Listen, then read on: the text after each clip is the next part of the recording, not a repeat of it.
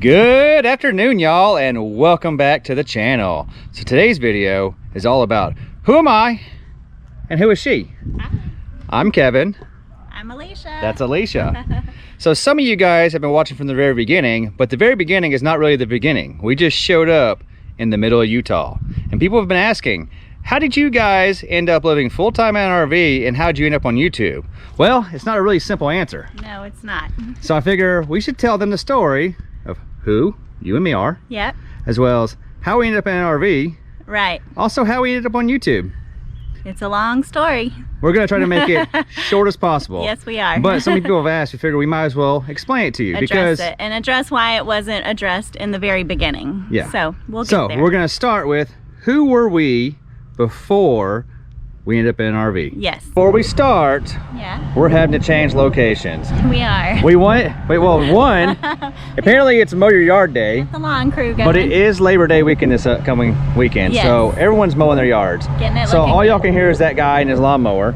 Also, the wind's starting to blow, and the reason we wanted to do this video up here on this lake is because it ties back in to where we started. Right. But because of the wind and the National Mow Your Yard holiday weekend coming up, we're gonna change locations. Welcome to the new filming location. It's actually right next to the lake still. Yes. But we're behind this barrier, and so we can't hardly hear the lawn mowing competition over there. So, start from the beginning. Start from the beginning. Okay, so Kevin and I both lived in the Houston area, and we both had separate houses. We decided that we were gonna join together and live together, and we were gonna sell our houses. We lived about an hour apart, even though we were both in the Houston area. With traffic and with the distance, it took a long time to go and see each other and things like that. So when we decided to come together, we started thinking, why do we really want to live in Houston? Kevin had a job where he could live anywhere. We knew that if we were gonna live together, that I wouldn't necessarily have to work, or I wouldn't have to work at the job that I was at, so I could get a job anywhere. Instead of starting a family right away, Right. let's do things a little different. Yes. Let's buy our retirement home first, Right. and get the things that we want while we're financially responsible. Yep. And then we'll talk about kids. Yep, and we absolutely knew we did not want to be in Houston to raise kids, to live in our retirement home in the Houston area. He's a little bit from the country, I'm from the country, so we like our country roots. We wanted to be away from that suburbia life. So Insert my idea. One time I was at work and I was talking to all these guys, let's let them see you. and they were all like, yeah, we live up on the lake, you know, because we work out here offshore. You can work anywhere. Yeah. I told her we should look at a lake house, Yep. and she said me and my mom are going looking. So I was actually in the middle of the ocean when this was happening, and before I got home, she must have looked at like 100 different houses. If I looked it up online, it was in the budget, it looked cool, Yeah. I send her and her mom would go every weekend. This was actually the first lake we went and looked at. Well, this is the lake I grew up on, so Yep. I kind of wanted to come back here. This is Toledo Bend. Yeah, Toledo Bend. And if you don't know, Toledo Bend crosses Texas and Louisiana state line. It's on the border. Yep. So like right now we're in Louisiana. That's Texas. Right over there is Texas. So we were looking on the Texas side whenever my mom and I initially started looking for lake houses. We start looking at lake houses and we start being very serious about it. Well, I was in the ocean. I think that this trip was what, 65 days? Yeah. We'll get to my job in a minute. It was Just a know long that I one. was in the ocean for 65 days. So we come home and I have it set up to go check 4 or 5 other lakes in Texas. And we have a meeting with a realtor. And so we drive up 4 hours to what eventually became our home on Lake Fork, Texas. And she took us around all day. I mean, it was like 12 hours of looking. Yep. The very one house I wanted to look at was the last one that we looked at. They ended up becoming our house. Yep. If you look at lake houses, you start to think like, are we making the right choice? Because you're out here, there's nothing out here. Right. Like if the nearest grocery store, the nearest major city is usually an hour away. Right. And so even our parents are like, are you sure you want to live on a lake? Like you're gonna have kids, they're gonna have to go to school way out there. It's I mean, it's typically an older crowd that Yes. lives on the lake. There may not be any other kids for your So kids. this is the first time we realized we may be a little different. Right. Because we didn't see anything wrong with living on a lake. We both looked at each other and said we should do it. We're doing this. But we didn't actually have our other houses sold yet. We No. we had this dream, but we actually hadn't done anything. Right. So we tell the realtor that we want to move in that lake house, but we haven't sold our other houses yet. Right. And So- we had 2 to sell, yeah. not just 1. So she goes ahead and we give her money, and Yeah. she tells them, and they're like, oh, it's 60 days to move out. We're like, that'll be fine. We start making our houses ready for sale. Yep, got them all staged. I again go back to work for a long time. Right. While I'm at work, my house sells. Yes. So I have to sign over like a lease agreement. The power of attorney over to me so that I can sign. And the other, the new owners actually lived in it for almost a month before I could actually he even officially came home. sell it. Yeah. And then Alicia's house sold. Yep. And we technically, for the first time ever, lived at your parents' house for a little while. Little did they know we were going to come back often. So we're living at your parents' house. Yes. We have a lake house that we are, I mean, it's basically ours. It's all pre-approved, everything. Right.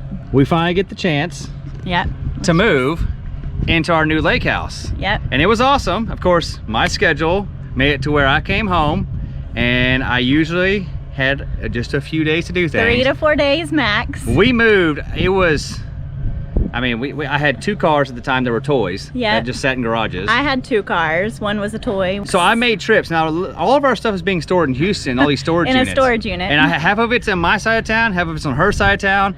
And I am just running Penske truck. We have 2 at all times. There's one at the house of the lake being unloaded by her parents and her. Yeah. And then I'm driving back in an empty one, and my friends would meet me there and load it back up. And when I would get back to the lake, we would swap trucks, and I would take the empty one back to Houston. It was an ordeal. And a parent would usually go back with him and bring a vehicle back because we had so many cars at the time. Four Penske truck trips plus 4 separate car trips.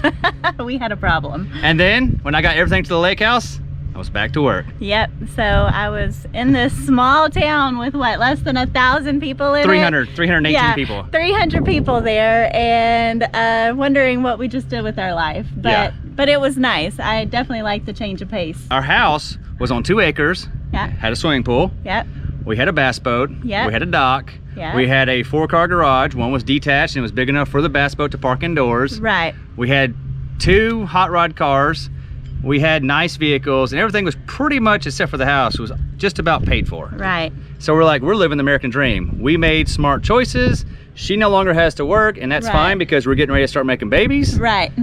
I have a job that pays very well, but this is when we start to learn that everything comes at a cost. We have the perfect American dream, or the one that we were taught to be the American dream the whole time growing up. What we thought was the American dream. Now let's talk about my job, because this plays into the next part of our scenario in our life. Yes. So I had a great paying job where I worked offshore in the oil field, and my company used to build all the drill ships, the semi-subs, all the stuff offshore my company did.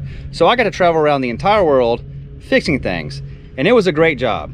But it was the best job in the world until I had a reason to come home.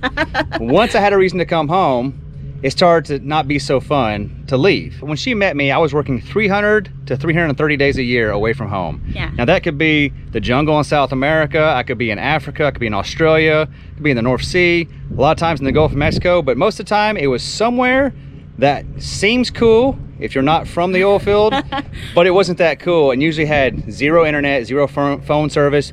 I might go 30 days without ever talking to her. Well, and typically you would go straight from the airport to the rig. Yeah. So it's not like you ever got to go enjoy the country. Occasionally on the return trip home, if there was a delay in the flight, you would get to go spend like an afternoon in country. No, I spent 1 whole day in Cape Town. Yeah. Cape Town, Africa is awesome.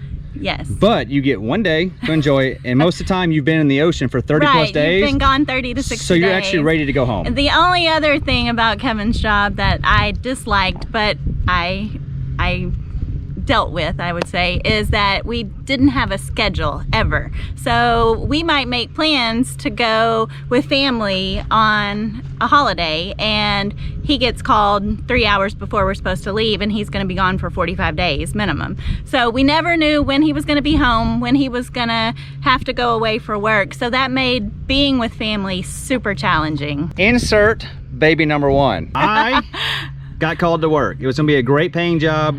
I mean, one of those gravy jobs. Right. Supposed to be 30 days, I'll be back home. Yes. I was gone for 105 days. Yes. I got on a drill ship in South Korea, and I rode it all the way across the water, but this is the ocean, to the Gulf of Mexico. Going how fast?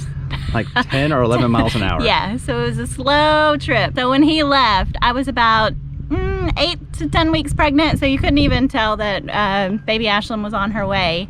And when he came home, there was a big... I'm gonna tell you right now, I was gone so long, if I hadn't known you were pregnant, I'd be like, who have you been hanging out with? It was a big bump by the time he got back. He missed the entire second trimester. Ashlyn shows up And I start to have two reasons now, her and Ashlyn, on why it's really hard to pack your bag and get in that truck and drive off. Yep. But we had a great home, a great place to live. Right. So we came up with a plan. Well, and we knew it was our retirement, so we were gonna work hard and get it. So we went on this super aggressive plan. Every dollar I made went to paying that house off, and we had this goal. As soon as the house is paid off, we'll find something else to do for money, but I can be home more often. So for 2 years, we dropped every hard. dollar we made into the house. Then Kayla came along. Kayla, for some reason, well, it's because 2020 happened as well. Kayla was a 2020 baby, a February of 2020 baby. But y'all know what happened in the world in 2020. Yes. The whole world changed. Right. Well, for us, my whole world changed in a completely different way. Yeah. So my job, well, I went from working 300 plus days a year to things became hard to go offshore in different countries at that time. Right. So we were getting stuck at home waiting for jobs to happen. Yeah. And our biggest thing is we got paid a bunch of money to be gone and didn't get paid very much to be at home. Yeah. So we felt as though we were going to run out of money before we got to go to work. Yeah. But the opposite happened. We realized we didn't need the money. We're able to still live comfortably on your at-home check, which we never thought was a possibility. We thought he had to be gone in order for us to get this thing paid off. So our thing was, I went from 300 days a year. I think our last year there I worked 175 days. Yeah. Well, I realized I don't need all this money, and there's bigger things in life than chasing the dollar. Just for perspective, when Ashlyn was born, he was home 1 week before we delivered and 1 week after I delivered. Then he was back to work for an extended time. When Kayla was born, he came home a few days before she was born and got to stay home like 6 or 7 weeks. Most time I've ever been home since she knowed me. Yeah, that was unheard of for him to ever be home for 6 or 7 weeks at a time. It became real hard to go to work, and we started thinking around the idea of, what if we didn't have to do this job? Yeah. What if this job is not what we need to be doing anymore? Also during 2020, people started passing away in our life. Yep. Not from what was happening, just we started realizing there was more important things in life than things and money. It needed to be people and memories. Right. We had all these fancy things at our house, but Kevin was never home to enjoy them. So we had a boat that I was not going to take out by myself with Ashlyn. We had a pool. I mean, we still enjoyed that, but we had all these things, but he wasn't home to enjoy them. So why are we paying for all of this stuff only for him to always be gone? Now, we didn't spin out of control yet. Our first step in this of trying to spend more time with people is I realized I didn't need to be gone as much. So our next goal was to go in super big debt. We're gonna tear down our garage that was next to our house and rebuild it big enough to hold an RV. Right, because we lost all of our guest rooms because Ashlyn had a room now, Kayla had her nursery, and it was only a 3-bedroom house. So we were like, where are all of our guests gonna stay? Because we did have a lot of people that would come and visit. Yeah, so our idea was we need to spend more time with people. And when I grew up, my grandma and grandparents and everyone grew up RVing at the lake. So we said we need to start spending more time with the people that matter. Let's buy an RV.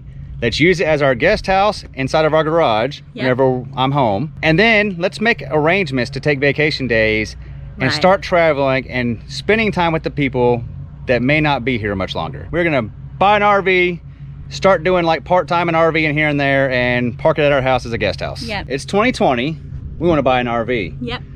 But no one has them on their lots, and we have no idea what we want. We don't even have like A, B, or C. What are their check boxes? What do we need? Right. Well, and it's super difficult to go to a dealership with 2 kids in tow, one very little and a toddler. Yeah. Because they don't always have the air on and the lights, and it's hot. It's at Texas. This point. It's Yeah. hot. So we started using YouTube. Yeah. So we went on YouTube and we look up just camper floor plans, and it'd be like 3-minute clips, and they'd walk you through the entire camper, and we're like, oh, that one's cool, that one's cool, that one's cool. So we could start to get a feel for what do we like, what do we not like, what works for us, what doesn't. We were close to the Dallas area. It was like 2 hours away, but there was hundreds of RV dealerships up there. Right. So we would just go every weekend to like 3 or 4, walk around, find out what we liked, and if we liked it, it made the list, and we went back to the YouTube. Yep. Look it up some more, find out all the good things and the bad things about each one. Yep, and see if there was any other floor plans within that dealer or that manufacturer that we might like. And then this is where things started to spiral. In a great way. So we came across some Grand Design Momentum campers. Yes. And we thought they were just beautiful looking. We kept coming across the same 2 channels. Yes. KYD and changing lanes. Yes. And now we found them because we were doing the tour of their camper. Right. We initially were just looking at what does their camper have to offer, because one had a 397 at the time and one had a 399 toy hauler. And that's what we came down to, 397 or 399. Right. But the thing is they had such in-depth, you know, tours. Channels and we would tours. look like, how could we use that? That's really cool. And then also in the back of our head, we're like, we can't believe that they live full time in that. That's crazy. Right. How do you sell everything to go live in an RV that's so tiny compared to the scope of your house? Yeah, we were like, how could you work your whole life for all these things and then just say, not important, I'm gonna sell them. That's how we discovered YouTube and some of these people that live full time. We were in the YouTube rabbit hole. Yeah. We started watching their channel from the beginning. Yeah. And the more we watched it, the more things started going up here. Right. Things started changing in our Changing heads. quickly. So we went from looking for a part-time RV to one day I just said it out loud. I was like, you know, we're trying to find an RV so we can spend time with people, but I'm gonna have to work at least 15 more years. It was going to be, how much more in debt are we going in order to have these? Yeah, we had this plan that I could pay the house off in like 15, but this RV was going to add like, in the garage, and add like another 3. So all this work to have 18 more years of full-time in it out there. No. So I could come home and maybe have a few days at home. Right. By then our kids would be grown and gone. It's like, you know what? If we sold all this stuff that's around us right now, we could buy an RV tomorrow and be like one of those people on YouTube. Right. And he thought he was going to shock me, but it had already been turning in my head. Like, could I ever convince him to stop going offshore and come home? She didn't say that then. I didn't. So, I didn't. I kept it to myself. I went to work. I went to work. And it was one of those jobs. Y'all know those days. Except for my jobs aren't days. They're weeks at a time. They're weeks or months. So it's one of those jobs where you question everything about yourself and why you keep coming to work. Yep. And when I got done with that, I was on the way home and I called her up and I was like, we should sell everything. I don't know how much longer I can do this job. That's a good idea, but do you have a plan for it? And I was like, no, I just know I'm done with this. And I can't believe I would say that, because I was willing to get rid of my bass boat, all of our hot rods, our pool, our lake house. Our dream, basically, because it was our dream. Because I realized the things we had were not that important anymore. Right. And I think for me, that was the turning point. Yeah, I think so too. So when I got home, she goes, we need to come up with a plan. And she also said, I'll believe you're serious when that bass boat is gone. When the boat is gone, because the boat was his first baby before our real babies came. Yeah. Joke's on her. 2 days later, the boat was gone. So then I was like, perhaps we should call the realtor to just make sure this is even a possibility. We called a realtor, and the realtor came over, and she told us what she's going to list the house at. Now, I'm a spreadsheet guy. I done the math on what we needed to make on the house. Right. Because our initial goal was not to sell everything and live full-time forever. Our goal was, we need a life reset. Yeah, take a few years, reset our life, get rid of our things, and spend this quality time with our kids, because they're only little ones. So we had this idea. We'll sell everything, we'll get an RV, and we'll travel for 3 or 4 or 5 years. Whatever nest egg we have, when we run out of money, we'll sell all that, sell down somewhere else, but choose a life that we want to live. Right. You know, not one that we acquired. Right.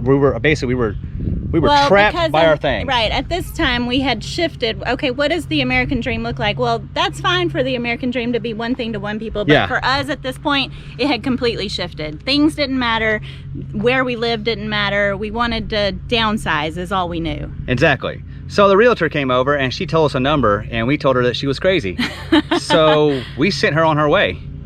We called 2 more and they said bigger numbers. Right. So things got serious. Yes. And we found out that 2020 not only was weird for the world, it was weird for houses. Well, they wanted to give us almost double what we paid for it. Right. And we couldn't fathom that. They were like, there's no way someone's gonna give us that kind of money. Well, we got in a bidding war. Yeah. We listed on our Friday, and by Sunday, I think we had 27 offers, and all were over the listing price. Yep, a bunch were cash offers. It was crazy, but it was crazy in a great way. This is where it gets funny again. We did a bunch of work to sell this house. Like, we should have filmed. We always joke we should have filmed everything then. Here's the second time we lived at our parents' house, this time with 2 kids. Because our house sold, and we didn't even have an RV yet. We didn't have a truck to pull an RV. We had nothing. We basically were homeless. Right. Because the house sold before we even looked at campers. We had made contact with the guy that may sell his camper. It was a used 397 the one you see starring in all of our videos. So the problem with the dealers was no one had a full body paint. We knew we didn't want to wait for it to come out of a production. Yeah. So that kind of got us off the we need to buy new train. And so we started looking at used ones. So I started joining all these Grand Design Momentum groups that are for sale groups. And so I just started seeing every once in a while a full body paint 397 would come up. Not often. I only saw 2 ever. Yeah. The first one had about 70 offers on it within a day. And the second one, he wasn't ready to sell yet. That's our unit. She contacted him and we actually did like a FaceTime walkthrough of the whole camper. Right. And we said, that's the one, you let us know when you're ready to sell. Yes. Well, I got shipped off to work. I was in Canada and we had our end ready. He was ready to sell, but it had to work to a certain date for our banking and for what he was going on in his life, because he was closing on a house. He was getting out of the RV game for a while. Things had to line out because they wanted to get rid of the camper before they signed on the house, and we needed to get the camper before a certain date because we had pre-approved financing. It was a date thing. So I'm stuck in Canada. Well, you remember what happened in 2020? It made traveling between borders kind of hard. Right. I kept getting delayed leaving the rig in Canada. It was supposed to be, what, August 28th or so, or September 1st, something like that. I came home, drove to her parents' house in East Texas. My buddy came in his Dodge Dually, because we didn't even have a truck to pull this camper. Right. He picked me up, and we drove 44 hours straight to Virginia, picked a camper up and came back and parked it at some family land. We didn't have a truck to even move our own house. By the way, thanks Larry, aka Drumstick, if you ever hear us call him that on the Drumstick. channel. He was a lifesaver at that point. We no longer have a house. His job doesn't know that he's Yes. gonna consider a life change. Yes. So, and by the way, we own this RV. Our house is sold in end of August. We had the RV end of August. We actually don't quit our job until Christmas time. We decided we wouldn't leave until after the holidays. That was a good deadline for us. That, and I had a really good job coming up where I was gonna have an opportunity to make basically as much money as you wanted because it was a long-term project. It was a good way to go out. In the meantime, we had to figure out how to turn our 2 cars. We have a Ford Explorer and a F-250. Neither one will pull this momentum.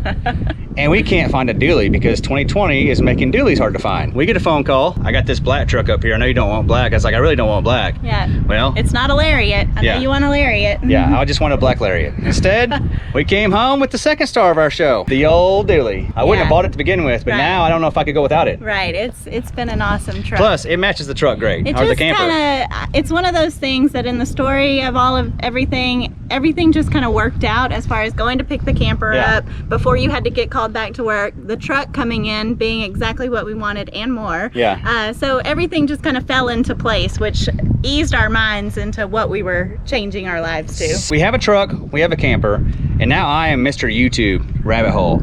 I'm going through and I'm buying everything and modifying everything that anyone's ever done that lives full time to make sure that we don't do it on the road. My parents have a spare bedroom in their downstairs. It became Amazon closet. Every day 13, 14, 15 packages are showing up with all of these things, and I was taking pictures of it to show Kevin. Here's what arrived. No clue what any of this is. By the end I was like 10 more packages came. I don't know what they are. You'll see now them you have to remember home. I was working. Yeah, I was you were working. gone. Now we had a giant nest egg from our house and all of our boats and everything that we sold. Right. But I knew when I stopped working there was no more money coming in. Every time I got a paycheck I'd take 20-25% and I'd buy all the things that I thought we might need for our camper.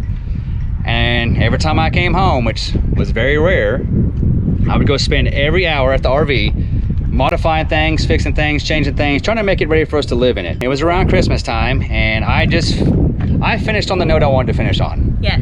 And I was originally gonna go, I'd convinced her to let me go back after Christmas, and she finally told me, why? You have everything you said you wanted to get, now They know how to dangle the carrot. Well, she said that it was my old life coming back in and telling me you can't let go. You can't let go. He was having a hard time with the transition, and rightfully so. He was 15 years into this lifestyle, so it was a little bit harder for him where I had left the workforce 7 years ago. So. But what got me was they tried to send me back to work Christmas Eve, and they told me I was going to have off through New Year's. Yeah. So I didn't think I was going to make my decision until New Year's.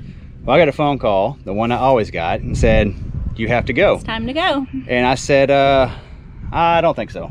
Yeah. So I got to spend Christmas with Kayla and Ashlyn and Alicia for the first time in who knows how long. Years. And that was one of those things that sealed the deal for me. So as soon as Christmas was over, we hooked our camper to our truck and we disappeared. We have a new scene change. It's because look how cute he is. Baby boy And his sunglasses. He was done being in the stroller. He had to be held by mama. We decided our first trip was 1,000 miles away from home because we had to go somewhere where we could not rely on people. Right. So we drove from Texas for 19 hours straight, which first rule of RVing, never drive 19 hours straight with 2 kids and a dog. Hey, they did excellent though. Yeah, that's the best they ever were. And I think we ruined them. Yeah, also, we should note that at this point, we've never slept in the camper. We've never taken a shower in the camper. We've never cooked a meal in the camper. Nothing. We've just been remodeling it to what we thought that we would need. We were actually not even sure how the camper works. Like, we'd never hit auto level before. But we left for 19 hours. We get to Florida and we spend 1 month there. Yeah. And we learned that we love, I'll let y'all look at him. we love living in an RV. It was awesome. It was way better than we thought. We had no idea what we were getting into, but we're hooked now, right? Yes. So we spent our first month learning our camper, learning how to live in an RV, because it's a different way to live. And our parents all said this will be a fad. Y'all were coming home and selling this and going back to the real world. We came home, parents and everybody was like, so y'all going again? Like, yeah, we're going again. We're going back on the road. So we left Texas and went to another part of Texas, the very west part. Yes. We went to Big Bend. We did. And then we went to New Mexico, we went to Arizona, we went to Utah, and that is where y'all may or may not, if you started from the beginning, saw us show up on YouTube. Vernal, Utah. But that wasn't our original plans. Our original plan was not to make YouTube videos. When we started traveling and getting away from our friends and family, we just took thousands of pictures. Yes, we were gonna be on for what, like 9 months when we left the second time, and so we told family we'll stay in touch, follow us on Facebook, we'll post our pictures, we'll tell you all the stories, all the things. That got to be overwhelming because when we got to Utah especially, have you been to Utah? Everything is beautiful. You want to take 8,000 pictures, and how do you pick 30 for Facebook to show your friends and family? Like it just wasn't working anymore. We actually started filming some practice rounds in Arizona. Yep. And the way we thought YouTube worked, we would stick this to the windshield and drive around till the battery died. Camera, yeah. Till the battery died. And be like, there it is, there's YouTube video. We just thought that you would just stick it somewhere and it would record its own video. We would face it out away from us, turn the volume of the radio down, and no one would speak a single word. So then we had 45 minutes of us just driving through Big Bend. Thank God you didn't have to watch that.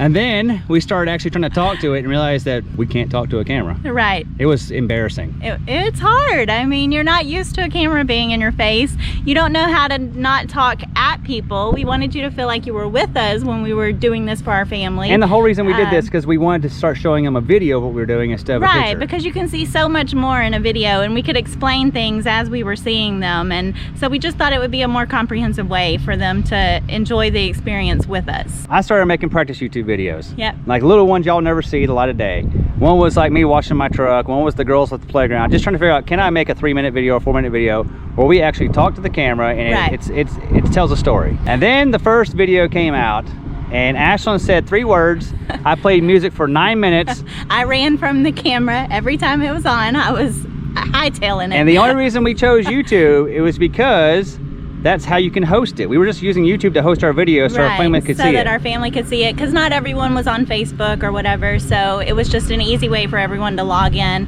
and those 90 people to come and watch our story. We're starting to make YouTube videos, and for those of y'all that don't know, YouTube is hard. It's hard because they tell you from the day one, you're never gonna make it at this. Like, in order to even make money, you have to have 1,000 subscribers and 4,000 watch hours in your first 365 days. Well, we had like 12 videos out.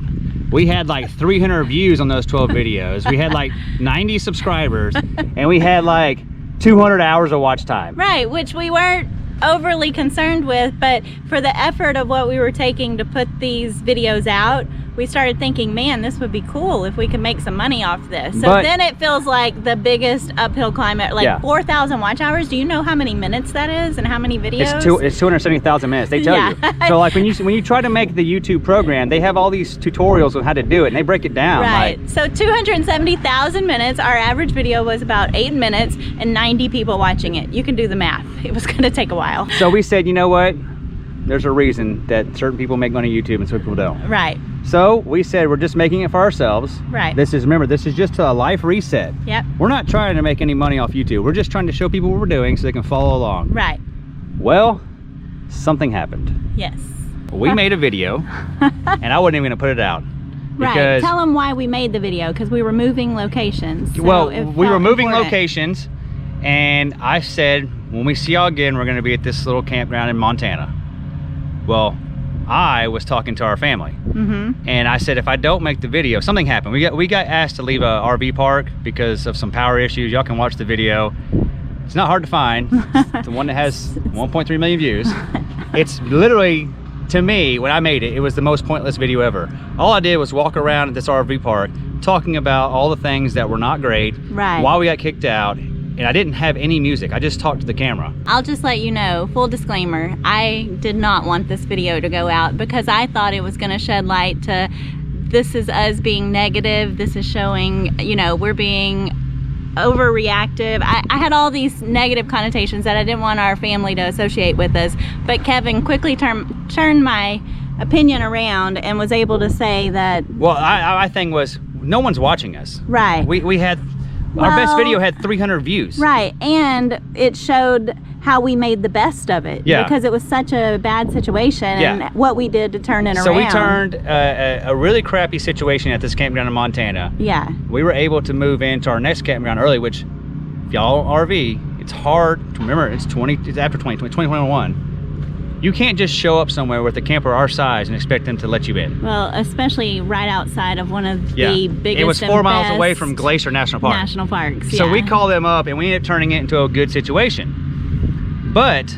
my thing was, I just told all your, because basically we know everyone that's subscribing. Right. Her hometown is subscribing, that's it. So I was like, I have to make the video because I just told them we're gonna be here, and then all of a sudden we're not there. I was like, let's just make the video about us having these problems at this campground, them kicking us out, and us making the best of it. We put that video out. Well, actually, let's tell you in real terms. We made the video, and then we went on our lives enjoying the rest of Montana, North Dakota, South Dakota, because we hadn't put a video out yet. Right, no video had come onto our channel yet because we were making these videos and we hadn't actually published a video yet because we weren't sure which one was gonna be the first one you guys saw. And we felt as though we had to have like a backlog because making videos is hard. Yeah. And I didn't want to start and be committed that, okay, now I'm out of stuff. Now I have to make a video this week. Right. I always wanted to have like a buffer so that I could fall back onto it if we had a great time spending with the kids or family, that we could just enjoy life and not be tied down to making the video. Right. Because again, we're not making money, this is for fun. We enjoy all the West. And then we start putting videos out. And now we're probably, I think at that time, we're 2 months ahead. Like, we have filmed 2 months of videos before they're starting to catch up. Yes. And now that the videos are coming out, our best video was 300 views. We had 91 subscribers. And then this video came out. And all it's titled is, We Got Kicked Out. We don't know anything about YouTube. I put it out at 6 a.m. We're loading the camper up. She gets up and goes, something's going on with that video. And I said, what do you mean? She goes, it just crossed 3,000 views. And I was like, oh no, that can't be right. We thought it was an error. no one watches us. So we proceed to travel. And it is just, our first day, it got like 10,000 views, which we thought was like a new world record for us. Right, we were gonna be rich. But the big thing is we gained like hundreds of subscribers a day. Right. So we went from never thinking we're gonna make money, like we had 91 subscribers and like maybe 300 watch hours when this video came out. Yeah. 1 week later, we were applying to become monetized on YouTube. Yeah, which was crazy. Yeah. Also, it was crazy that I didn't learn my lesson because, like I said, we had filmed so many ahead. So now that we saw what works, people wanted to see you talking and being real. Yes. Well, I done filmed like 20 more videos of me not talking and being real. Just showing scenery. Yes. So I said, well, I can't go back and refilm those. And I've already edited them. So we just kind of fell back into a rut where it wasn't a rut. No. We realized what works on YouTube and what doesn't. For our channel. And it took us almost 20 more videos to get back to where we started filming. Hey. Sorry, baby adjustment. we went ahead and played the videos like we originally planned because it was for our friends and family. Right. And most of the time we realized that the people watching the kicked out video, we did gain a lot of subscribers. Right. But most of them weren't coming interested back in the rest of our stuff. Right, they weren't coming so back. So we had to go ahead and live life as our normal life is going to happen. But now we had the opportunity to make money. Yes. Which is not easy as well. Qualifying to make money is one thing. Right. Making the money is actually more work than qualifying. Making money is tough. It is, and it's not necessarily a job we signed up for, but oh my goodness, how rewarding it's been. It's actually kind of a fun job. Right, and Kevin is 90% of it because he is most of the time he's the one filming, he's the one coming up with the ideas, he's the one editing and publishing it, getting it all ready to go. So she's the admin. Yeah, I'm the supervisor. What are you talking about? What it's grown into has just been, I think, phenomenal. And it's thanks to all you guys. Yes, it's definitely thanks to all you. So at time of us making this, we just crossed our 3 million views. I think we're pretty close to 16.2 right now for subscribers. We're almost 16,200 subscribers, which, guys, I come from a town that has less than 5,000 people, or about 5,000 people. So to have 16,000 people engaged in a community is so mind-blowing to me. Also, side note, 1 or 2 days ago was our 1 year anniversary of YouTube. Yes. You want to hear a funny goal? When we put our first video out, our goal was let's qualify to make money within 1 year. Right, everything we read said it's going to take you a year to make money. You just keep putting out video after video, and in 1 year you'll maybe be monetized. Way overshot that goal. Yeah. So we've come a long way. Now, we're not getting rich, but No. What YouTube has allowed us to do is, remember when we started this, our idea was to spend 3, 4, 5 years until our nest egg ran out, exploring this country and hanging out with our kids. But YouTube has allowed us to possibly prolong that journey for almost as long as we feel like making videos, right? Well, yeah, and it's just been so good because there's so many people that are in the same shoes we were in, or maybe in 3 years they're gonna go full-time, or they have this dream to go do this. And so to be able to put this content out there and to share our lessons and our experiences with everyone has just been amazing, and we don't want to stop. Like, this is so fun. And the reason we made this video was because you guys that have actually followed along from the beginning probably just wonder how we just poof, showed up in Vernal, Utah, and there was no story about how do we end up with the camper, how did we get there, what did y'all, I mean, no one just shows up doing this. There was no context. And so many people have asked, how did y'all get started? How do you do what you do? And we thought, let's make a video. It's probably the longest rambling video ever, but we're making it for the people that matter. You guys, the ones that keep watching. And to touch on how we came up with our channel name, Paving New Paths. So what we talked on in the beginning was we were following everyone else's American dream. We thought, you know, you get the house, you get the cars, you get whatever your dream is. You get the wife. You get the wife, you get the kids, you settle down, whatever. So when we came up with Paving New Paths, it was kind of like, we're gonna pave our own path, and we're gonna encourage others to pave their path to whatever it is. You may not be a full-time RV family like us. That's okay. Just find whatever your dream is, go on your path, and don't worry if it matches up or aligns with everyone else's. Hope you enjoyed hanging out with us. I hope maybe you're not as confused as it probably sounds like it just did for us on how we got from where we used to be to where we are now. Thanks for watching. See y'all later. Bye.